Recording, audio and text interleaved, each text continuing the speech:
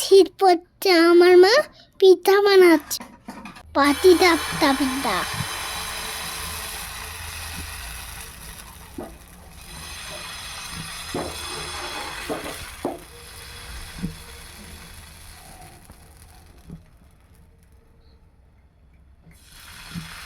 তার মধ্যে নারকেলের পুর দিয়ে খুব স্বাদ বৃত্তি খেতে।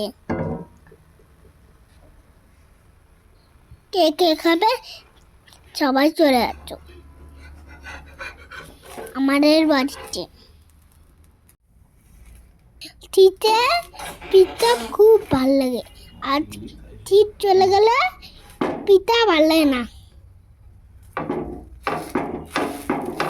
পিঠা বানাতে না কি বানাতে? পিঠা না